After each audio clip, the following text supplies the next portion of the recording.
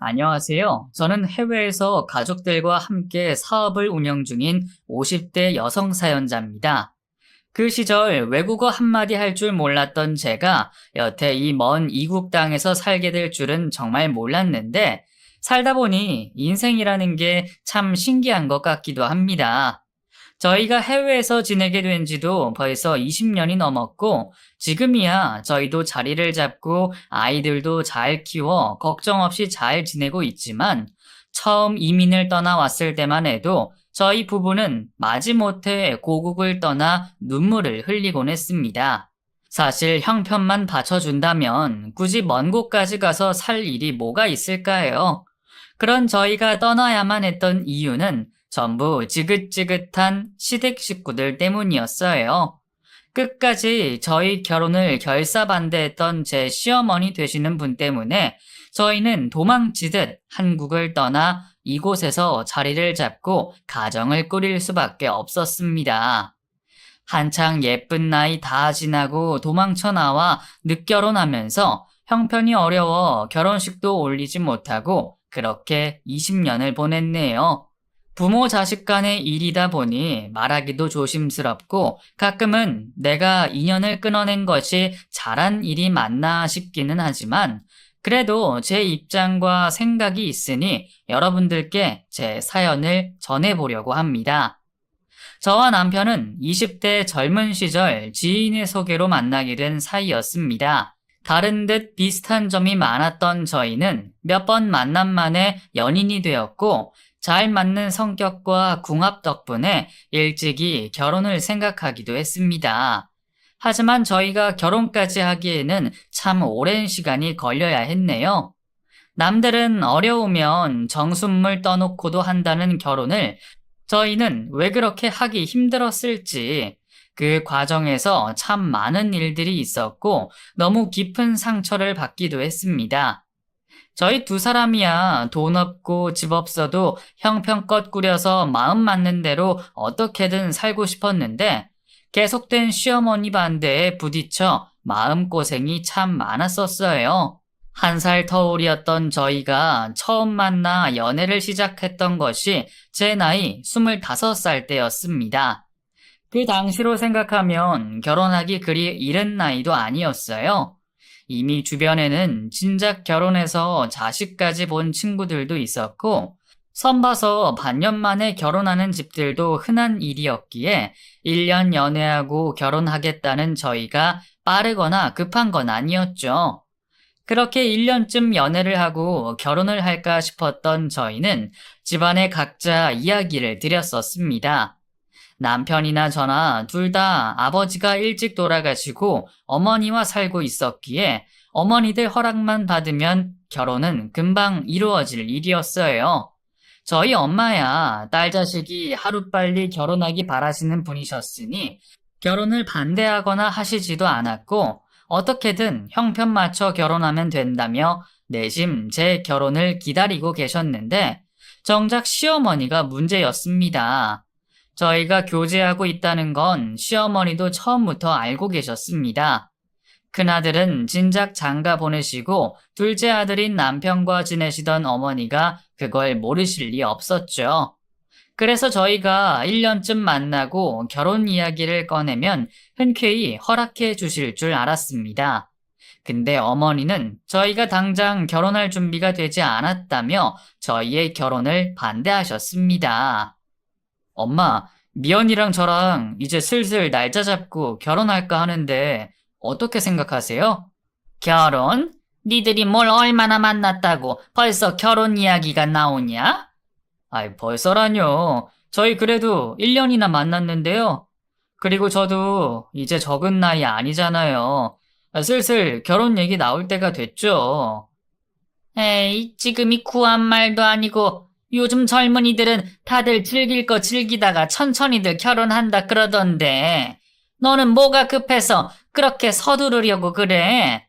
연애 좀 더 하다가 천천히 결혼해라. 그리고 어차피 너 모은 돈도 별로 없잖냐?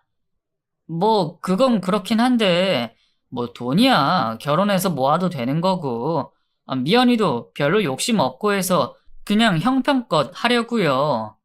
아무리 그래도 그건 좀 그렇지 않니? 괜히 남의 자식 데려다가 고생시키려고 그래? 그래도 네가 남잔데 집 한 채라도 제대로 해가야지. 그렇다고 제가 어느 세월에 무슨 수로 집을 구하겠어요. 그쪽에서도 저희 집 사정 뻔히 아시는데요, 뭐. 그래도 막내 아들 결혼시키는데 내가 아무것도 못 해주면 어떻게 하냐?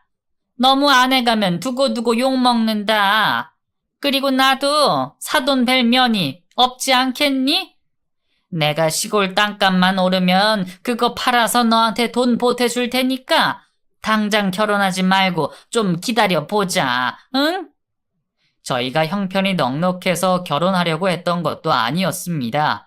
어차피 그 시절이야 지금처럼 다 집 구하고 혼수 채워서 결혼하는 시절도 아니었고 둘 다 일하고 있고 사지 멀쩡하니 결혼해서 살림을 채워가면 된다 싶었거든요. 근데 시어머니는 아들 장가 보내시는 입장에 그게 마음에 걸리셨던 건지 가지고 계셨던 시골 땅이 팔리면 돈을 보태주실 테니 그때 결혼을 하라며 저희의 결혼을 말리셨고 저희도 그 말을 따르기로 했습니다. 그땐 시어머니가 정말 그런 마음으로 결혼을 미루시는 거라 생각했네요. 먼저 결혼한 남편 형에게는 전세금이라도 보태주셨으니 막내 아들한테도 그 정도는 해주고 싶으셔서 마음을 쓰시는 거라 생각했죠. 그래서 저희는 시골 땅을 팔아 한몫 챙겨주시겠다는 시어머니의 말을 굳게 믿고 그때를 기다리고 있었습니다. 그러는 사이 저희도 열심히 일하며 아껴서 저축을 하고 있었고 늦어도 몇 년 안에는 결혼을 할 수 있을 거라 생각하고 있었습니다. 결혼이 늦어진다고 저희 마음이 변할 리는 없기에 기다리면 될 일이라 생각했죠. 그러다 1년 뒤에 운이 좋게도 주택 청약에 당첨이 되었어요. 저희도 시골 땅만 믿고 마냥 기다릴 수는 없기에 반신반의하며 넣었던 거였는데 그렇게 금방 당첨이 될 줄은 몰랐어요. 게다가 이미 완공된 아파트라 당장 입주하면 되었기에 더 좋았죠. 잔금을 치르려면 목돈이 필요했지만 여기저기 좀 빌리면 어떻게든 되지 않을까 싶었던 저희는 그참에 결혼을 하기로 마음먹었습니다.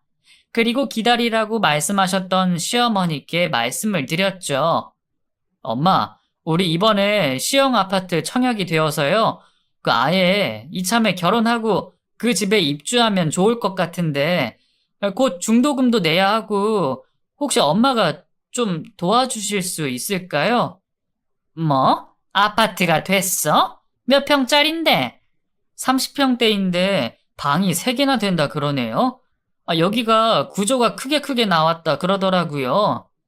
운도 좋네. 너는 단번에 된 청약이 니네 형은 왜 여태 한 번도 안 됐냐? 그러게요. 아마 저더러 빨리 결혼하라는 뜻인가 보죠. 어쨌든 혹시 엄마가 도와주실 수 있을까요?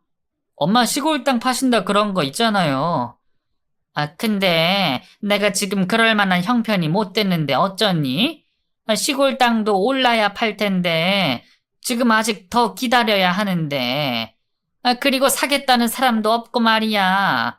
그거 잔금 치르려면 돈이 급한 거지. 좀 그렇죠. 엄마가 못 도와주시면 저희도 대출이나 다른 방법 알아봐야죠. 미연이도 빌려보고 저도 알아보고 뭐 어떻게든 되지 않을까요? 그렇다고 빚을 내서 집을 사려고 그러니? 네 형도 아파트 갖고 싶다 그러던데 그러지 말고 이번 기회를 형한테 양보하면 어떻겠니? 그게 무슨 말씀이세요? 형한테 양보하면 저는 어디로 가요? 아니, 니들은 어차피 아직 결혼도 안 했고 젊기도 하고 앞으로 또 기회가 있지 않겠니? 근데 네 형은 벌써 처자식 딸리고 이제 곧 둘째도 태어나잖니. 지금 사는 집이 좁아서 이사를 가고 싶다 그러나 봐. 근데 너 당첨된 아파트가 30평대에 방이 3개나 되면 그 집 식구들한테 딱 아니냐? 니들은 신혼인데 방 3개씩이나 있어서 뭐하니? 그리고 어차피 당장 돈 구하기도 어렵다며. 좀 기다리면 시골 땅 팔 수 있을 것 같은데, 니들 결혼할 때는 엄마가 도와줄 테니까 그 집은 형한테 양보 좀 하자. 응? 당장 사정이 여의치 않다며 도움을 주기 어려우시다던 시어머니는 남편이 당첨된 아파트를 형에게 양보했으면 하셨고, 착한 남편은 꼭 도와주시겠다는 어머니의 말을 믿고 형에게 그 아파트를 양보하게 되었습니다. 저도 그때는 생각이 짧아서 당장 빚져서 아파트 들어가는 건 무리인가 싶기도 하고, 가족끼리는 돕는 게 맞을 거라 생각하며 그러기로 했죠. 결국 저희 결혼은 또 1년 미루어지게 되었습니다. 저희가 결혼을 미루는 사이 남편의 형은 새 집에 이사를 들어가 둘째 자식까지 낳았고, 저희는 나이만 먹어가며 30 전에 결혼을 할 수는 있을까 마음만 조급해지게 되었습니다. 생각해보면 남편은 그 시절에도 참 보기 드문 효자였습니다. 장남이 부모님을 챙기는 것이 마땅했던 시절에 일찍 가정 꾸린 형 대신 어머니를 챙겼고, 평소에도 심적으로나 물질적으로나 어머니를 참 많이 챙기곤 했습니다. 남편의 형은 따로 산다는 핑계로 어머니 생신 한번 제대로 챙기는 법 없고 늘 까먹기 일쑤였는데, 저희 남편은 생신 때마다 직접 미역국 끓여드리고 선물에 잔치까지 하며 어머니를 기쁘게 해드리곤 했다 들었었죠. 자식으로서 부모를 챙기는 게 당연한 일인지 모르겠지만, 둘째라고 늘 형에게 밀려 별로 대접받지 못했던 남편을 생각하면 그렇게까지 하는 게 쉽지 않은 일이었다 싶어요. 남편은 둘째 자식에다가 한창 공부해야 할 고등학교 시절 아버지가 돌아가시면서 꽤 힘든 시기를 보내야 했습니다. 집안의 가장이던 아버님이 돌아가시면서 집안의 가세는 기울 수밖에 없었고, 일찍이 철이 들었던 저희 남편은 조금이나마 생활비를 보태겠다며 새벽에 우유 배달을 하며 학교를 다녔고, 그 돈은 전부 어머니에게 가져다 드리곤 했었어요. 저희 아버지도 제가 갓 20살이던 때에 돌아가셨지만, 저는 아버지가 돌아가시고 슬퍼서 한참 정신을 차리지 못했는데에 비해 남편은 남겨진 어머니 생각해서 그런 행동을 했으니 철이 들어도 너무 많이 들었다 싶었죠. 그렇게 아버지를 여의고 어쩔 수 없이 일찍 철이 들어야 했던 남편은 착한 심성에 그 후로 늘 어머니를 챙길 수밖에 없었습니다. 동생이 한 푼이라도 벌어보겠다고 학생 신분에 아르바이트까지 병행하며 학원 하나 못 다니고 힘들게 공부를 하고 있을 때, 남편의 형은 별 걱정 없이 대학을 잘 다니고 있었다고 하더라고요. 공부를 그리 잘한 건 아니었지만 재수 끝에 턱걸이로 겨우 사립대에 들어간 형은 비싼 학비 되면서도 놀기 바빴던 것 같습니다.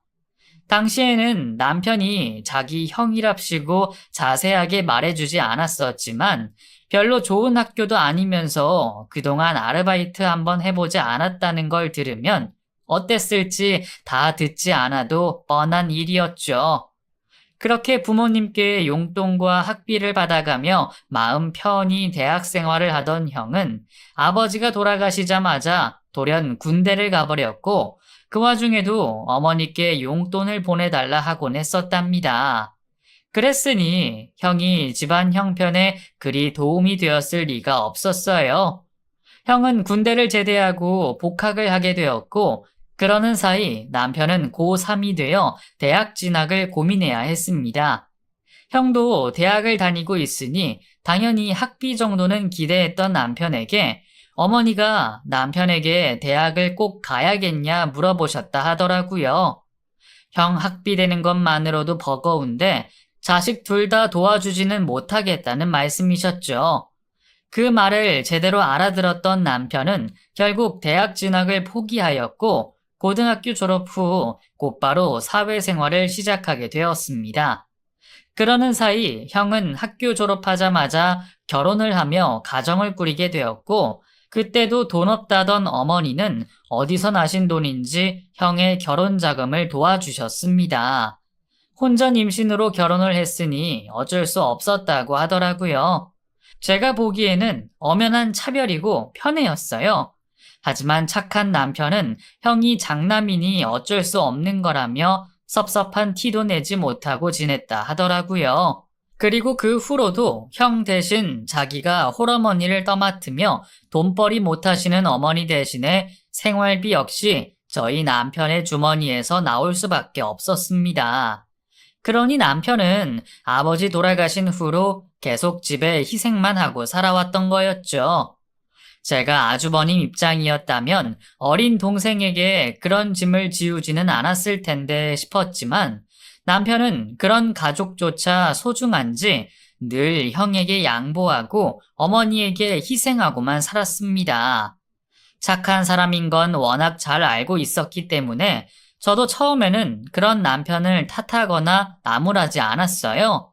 저도 홀어머니 모시고 사는 입장이니 누구보다 남편 입장이 잘 이해되기도 했고, 가족이라면 응당 서로 돕고 살아야 하는 게 맞다고 여겼습니다. 하지만 그 희생이 계속 한쪽에게만 강요되고 차별과 무시가 있는 줄은 당시에는 전혀 모르고 그런 생각을 했던 거였어요. 그렇게 청약을 포기하고 시골 땅이 오르기만을 기다리던 저희는 얼마 뒤 믿을 수 없는 이야기를 듣게 되었습니다. 시어머니가 시골 땅을 진작 파셨다는 얘기였어요. 그 동네 사는 친척 형에게 소식을 들은 남편은 당황해서 어머니에게 물었습니다. 엄마, 혹시 시골 땅 파셨어요? 뭐? 아니, 누가 그런 소리를 하니? 팔리기는 뭘 팔려? 사겠다는 사람이 있어야 팔지. 근식이 형이 거기 누가 집 짓겠다고 사갔다고 공사한다 그러던데요. 들었어? 아유, 걔는 입 좀 조심하지. 정말 파신 거예요? 근데 왜 저한테 말씀 안 하셨어요? 아니, 팔긴 팔았는데 너 줄 돈이 없어서 그랬다. 그게 무슨 말씀이세요? 그 땅 팔면 저 주시기로 한 거 아니셨어요? 그럼 그 돈은 어디 갔는데요? 너 줄 돈이지. 그건 맞는데, 네 형이 잠깐 빌려가기로 했어. 형이요? 형이 그 돈이 왜 필요해서요? 그거야 네 형도 사정이 있는 거지. 니네 형이 회사 그만두고 사업을 좀 하기로 했나 봐. 돈이 좀 필요하다 그래서 빌려줬다. 그래도 걱정하지 말어. 네 형이 벌어서 금방 갚기로 했어. 그래서 그때까지만 비밀로 하려고 한 거야. 내가 설마 너 결혼 안 시키려고 그랬겠냐? 아무튼 형 사업만 잘 되면 너도 돈 더 받아가고 나도 좋고 다들 좋은 거니까 좀 기다려 보자. 사업은 아무나 하는 건지 동생 몫이었던 돈을 가져가 사업을 벌인 형이나 청약 아파트까지 양보하라고 시켜놓고 약속했던 돈을 큰아들에게 줘버린 시어머니나 양심 없는 그들의 행동이 기가 막혔지만 결국 자식된 입장이라고 남편은 그때도 그냥 참을 수밖에 없었습니다. 정말 결혼시킬 생각이 없으신 건지 약속도 다 어겨가며 결혼을 못하게 가로막으시는 시어머니 때문에 저희는 점점 지쳐가기만 했습니다. 나중에 생각해보면 아마 시어머니는 둘째 아들이 결혼을 하는 것이 싫으셨던 게 아닐까 싶습니다. 이기적인 아주버님의 행동에 미뤄보아 비빌 구석이 둘째 아들이라는 걸 제대로 알고 계셨던 거겠죠. 근데 그런 아들이 결혼을 하고 나면 더 이상 기댈 곳이 없을 테니 둘째 아들이 새 가정을 꾸리는 게 싫으셨을지도 모릅니다.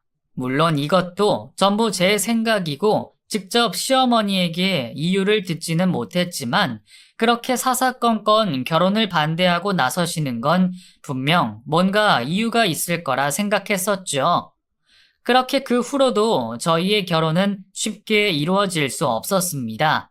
하지만 그러는 와중에 지병이 있으셨던 친정 엄마의 건강이 나빠지시면서 저는 엄마 때문이라도 결혼이 더 급해질 수밖에 없었습니다. 성수씨, 우리 엄마 몸도 안 좋으신데 결혼 이제라도 좀 서두르면 어떨까? 우리 엄마, 우리 결혼 너무 오래 기다리셨잖아. 솔직히, 나 이제 어머니한테 더 기대 안 해. 월세집도 괜찮으니까 집이고 돈이고 너무 걱정하지 말고 그냥 빨리 결혼해서 자리 잡자. 우리 둘 다 돈 벌고 있는데 뭐가 문제야? 응?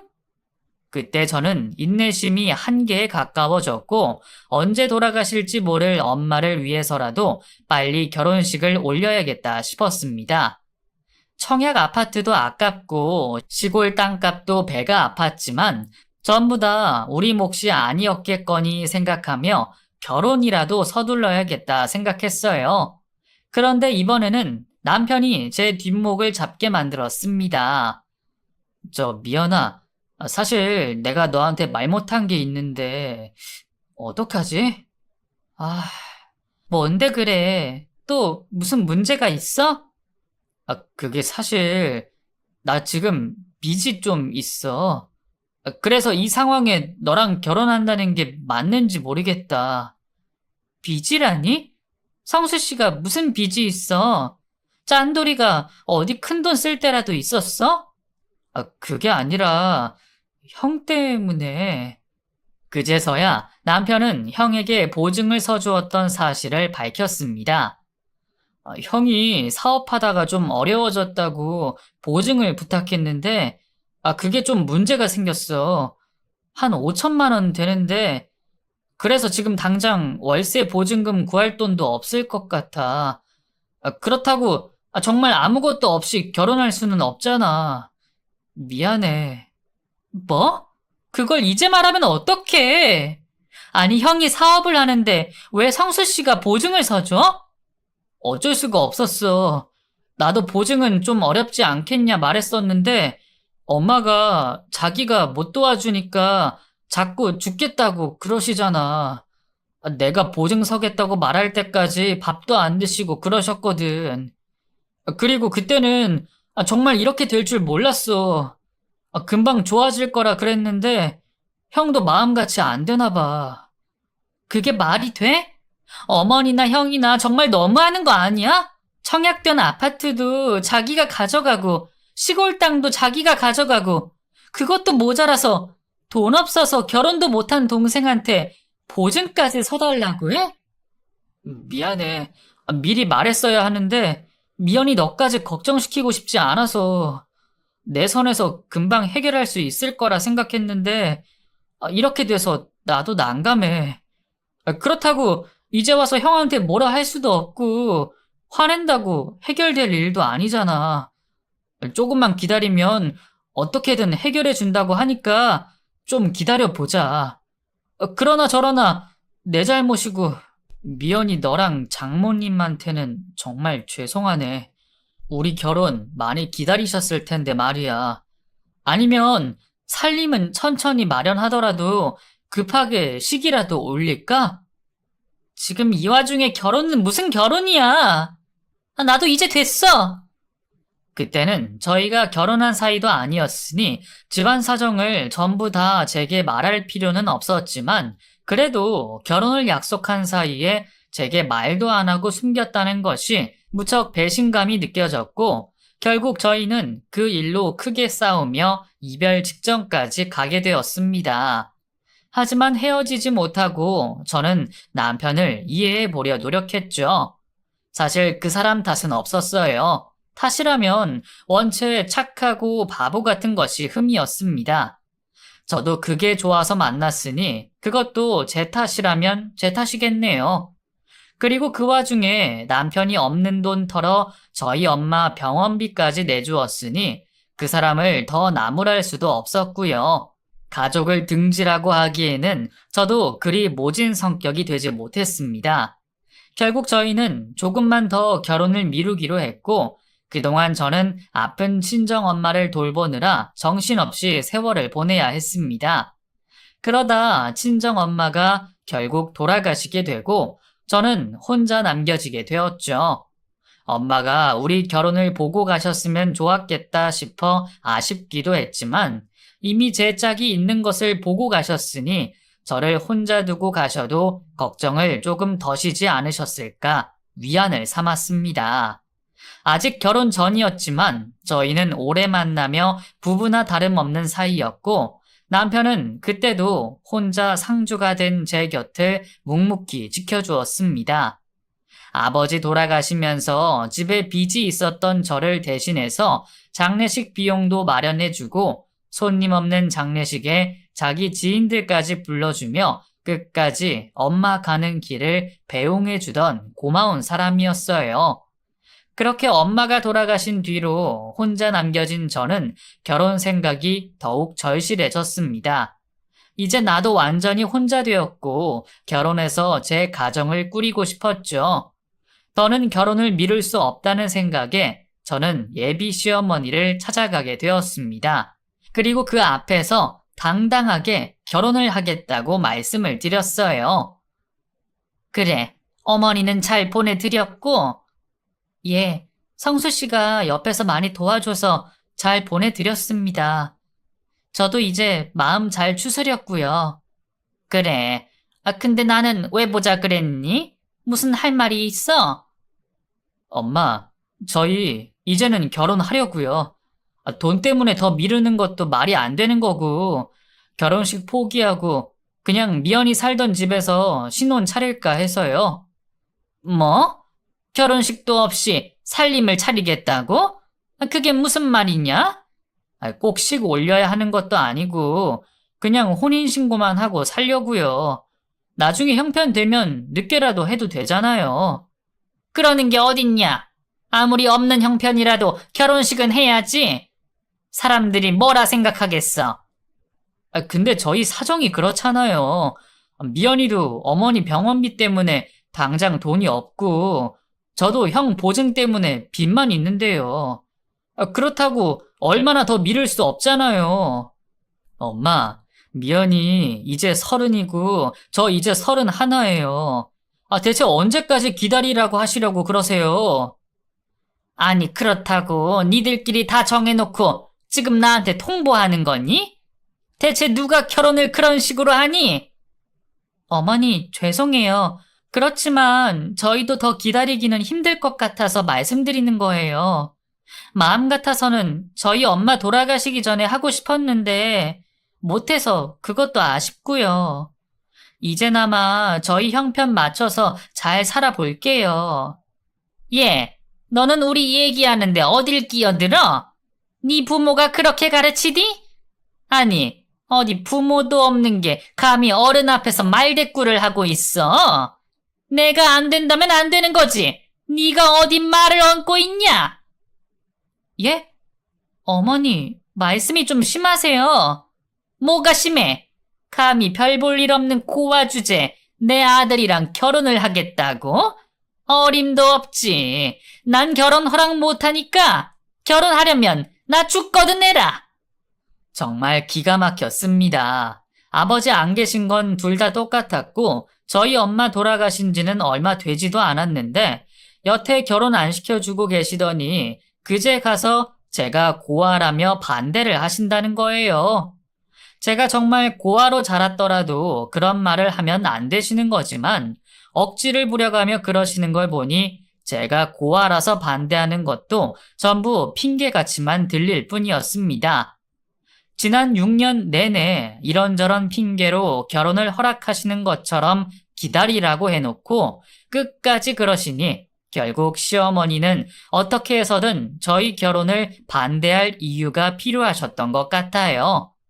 저희 둘 다 황당할 뿐이었지만 그렇다고 반대하는 결혼을 할 자신은 없었기에 저와 남편은 시어머니의 허락을 받아내려 무척이나 애를 썼습니다. 남편의 설득은 물론이고 저는 시어머니 마음에 들겠다며 시댁에 가서 살림까지 거들며 어머니의 마음을 돌리려 노력했습니다. 며느리로서 잘 보이겠다고 그 집 제사까지 도우면서 별별 짓을 다 했죠. 제가 고아라 탐탁지 않고 싫으시다더니 일손 돕는 것은 좋으신지 그때는 또 별말을 안 하시더라고요. 하지만 그래 놓고도 결혼 이야기가 나오면 당장 헤어지라며 난리를 부리셨습니다. 남편은 그때마다 제게 죄인이라도 된 양 미안해했고 평소라면 남편을 봐서라도 참았을 저도 더 이상은 견딜 인내심이 없어지고 말았습니다. 그 상황에 결혼을 하는 것도 걱정이었죠.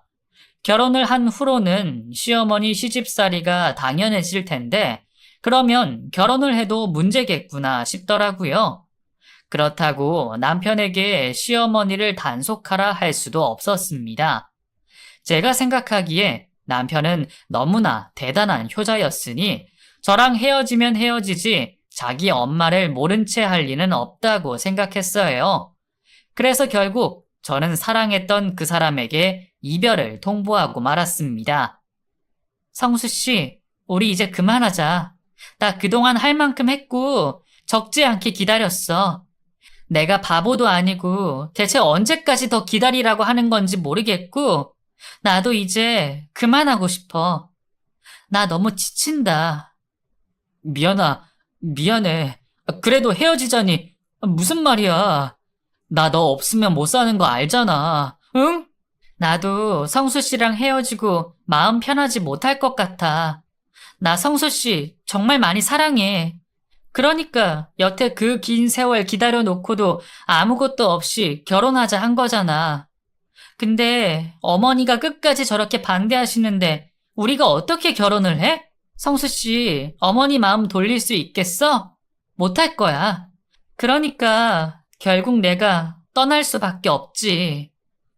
나도 미연이 네 마음 다 알아. 근데 나도 너 없이 못 살 것 같아. 나 너랑 절대 못 헤어져.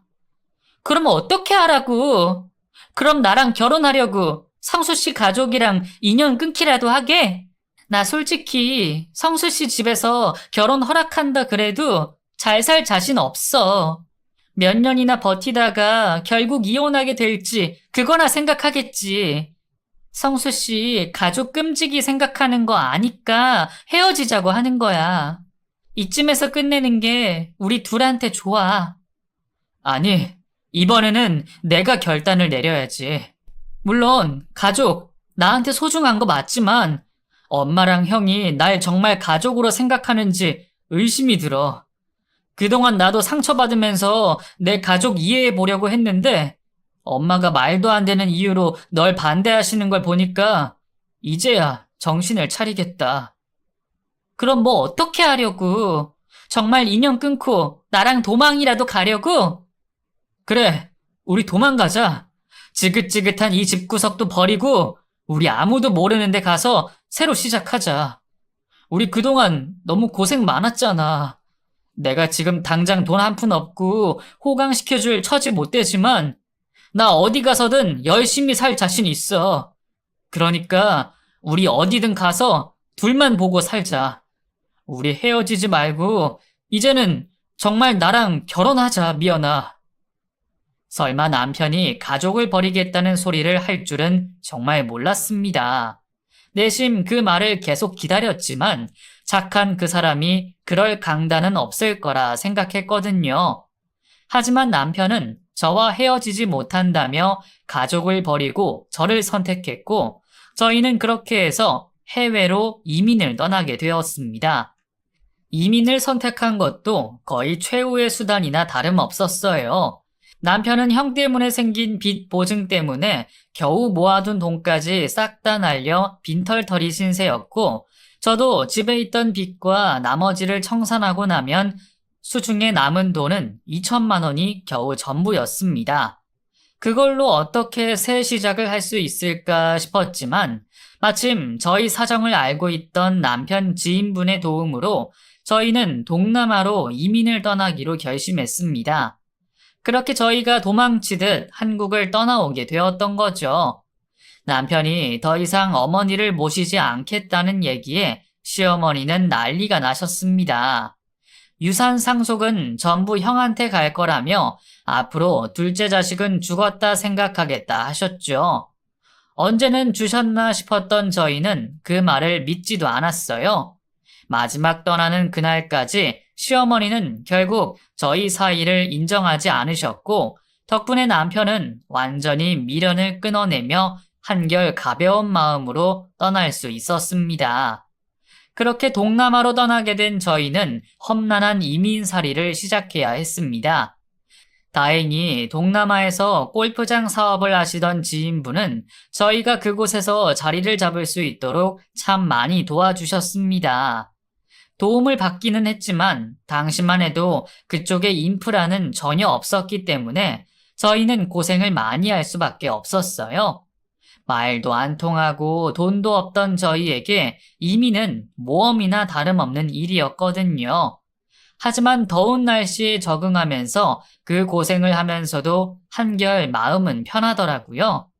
남편도 자기 엄마 때문에 돈 한 푼 못 모으고 살았는데 이제는 지긋지긋한 시댁 식구 안 봐도 되고 앞으로 돈 떼어 먹힐 일 없다 생각하니까 의욕이 생겼던 거죠. 그렇게 저희는 처음 작은 한식당을 시작으로 여러 가지 사업을 운영하며 살았습니다. 중간중간 사기도 당하고 망하는 일도 있었지만 한국에서 가족에게 등쳐먹혔을 때보다는 나았어요. 그렇게 저희도 시행착오를 겪으며 조금씩 사업을 자리 잡아가게 되었고 저와 남편은 어느새 지역에서 유명한 한인 사업가가 될 수 있었습니다.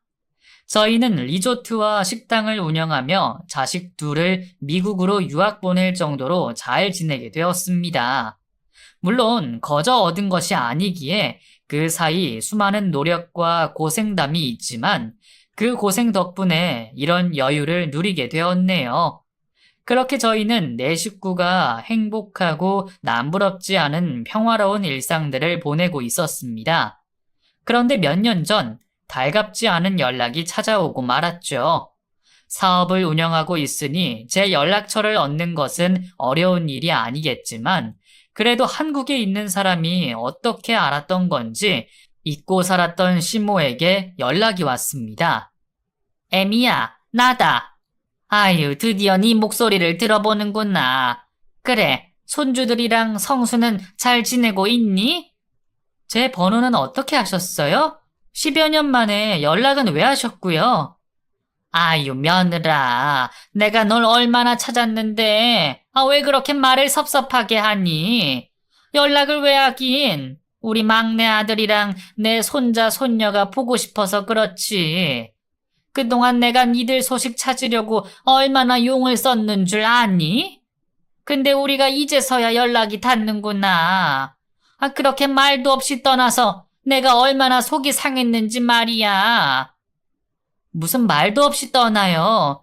떠나는 마지막 날까지 키워준 은혜도 모르는 새끼라면서 앞으로 연락하지 말라 그러셨잖아요.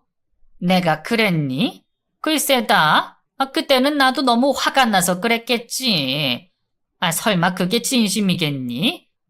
그래도 니들이 해외로 갈 줄은 몰랐다. 화 풀리면 금방 다시 만날 줄 알았는데 니들이 그 먼 데 가서 살 줄 내가 어떻게 알았겠니?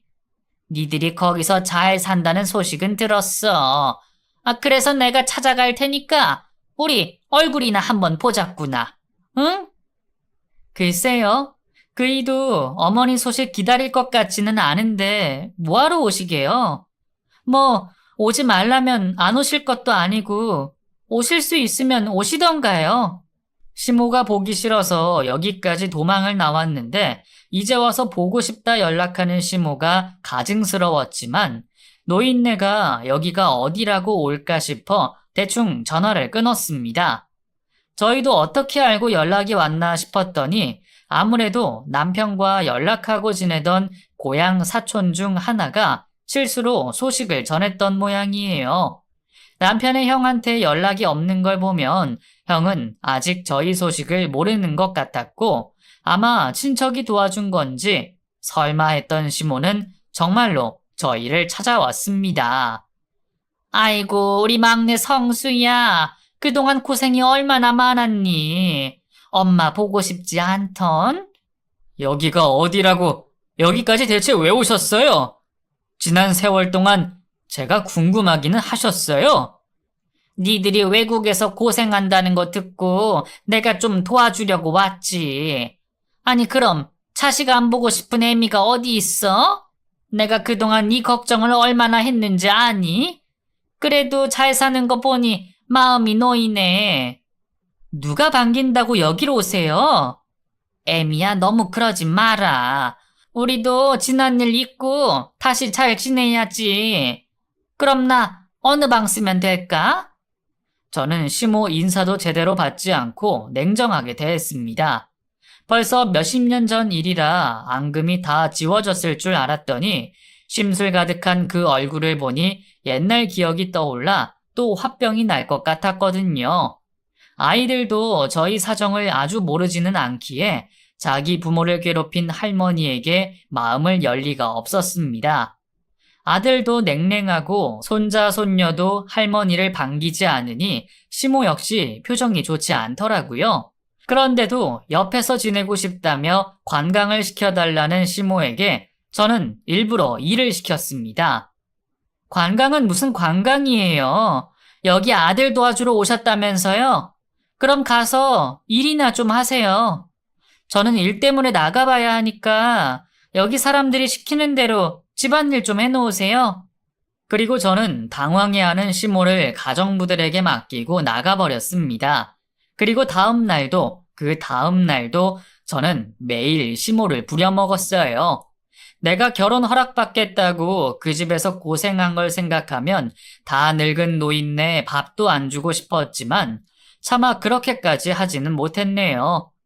다행인지 아닌지 온다는 거 말릴 수 없어서 두고 보기는 했지만 정말 여기 눌러 살 생각인 건지 시모는 제 구박에도 아무 말 하지 못하고 있었습니다. 예전 같았으면 그런 꼴 안 겪고 저한테 냅다 화를 내고 말았을 텐데 제가 가정부 두고 떵떵거리며 사는 걸 보니 기가 죽었는지 웬일로 제 앞에서 아무 말을 하지 못하더라고요. 애미야, 내가 저녁 좀 차려줄까 하는데 마트 좀 같이 가면 안 되겠냐? 무슨 저녁을 차려요? 여기 요리사 있으니까 그런 거 하실 필요 없어요. 그리고 벌써 한 달이나 지났는데 대체 집에는 언제 가시려고 그래요? 계속 있으셔봤자 저 바빠서 관광 못 시켜드려요. 그리고 저희가 이제 와서 그러고 살갑게 지낼 만한 사이도 아니잖아요. 애들 아빠도 마음 풀 생각 없는 것 같은데 포기하고 그냥 돌아가세요.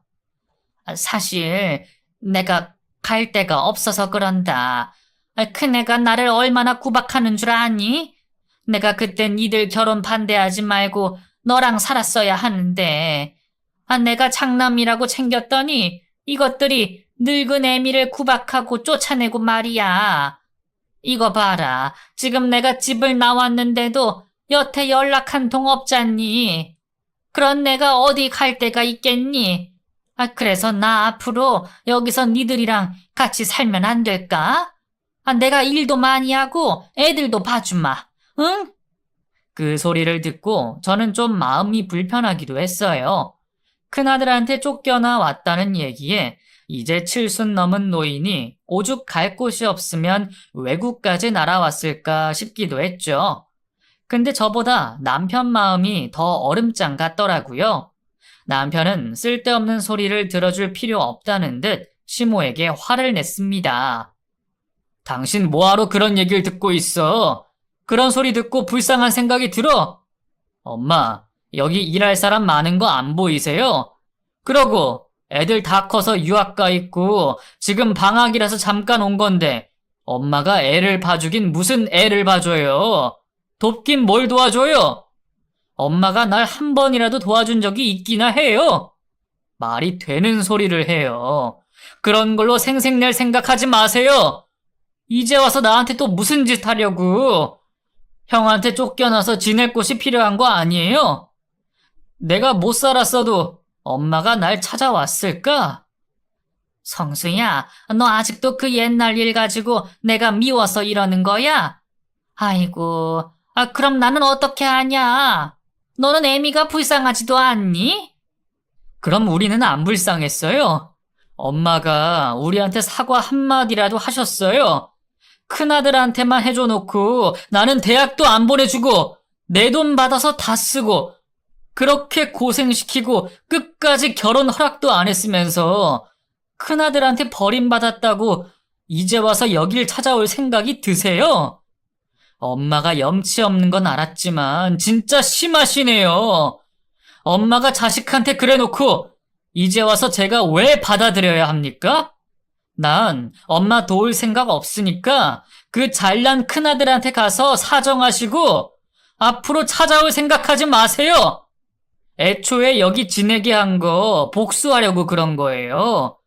엄마한테 벗어나서 우리가 얼마나 잘 사는지 보여주려고. 근데 이제 와서 또 지옥으로 끌려 들어갈까봐? 당신도 저런 진정성 없는 다 늦은 후에 더 듣고 있지 말고 내일 당장 비행기표 끊어서 내보내. 결국 시몬은 몇 달도 안 되어 한국으로 다시 돌려보내졌고 그 후로 듣게 된 소식으로는 결국 큰아들에게 버림받아 아픈 몸으로 요양원에 들어가게 되었다 들었습니다. 이제 와서 찾아온 걸 보고 반성을 하시나 싶었더니 결국 큰아들한테 버림받아 저희를 찾아왔던 거였습니다. 저도 조금이나마 불쌍해하려 했던 마음이 쏙 들어갔고 남편 말대로 저희가 당한 게 많아서 그런지 별로 걱정이나 동정이 들지 않네요. 그러게 잘하는 자식에게 잘 해주셨으면 말년에 편하셨을 것을 끝까지 장난만 챙기다가 비참한 끝을 보게 된 시모의 어리석음이 안타까울 뿐입니다. 그럼 제 이야기 들어주신 분들 모두 감사드리며 여기서 마무리를 할게요. 감사합니다.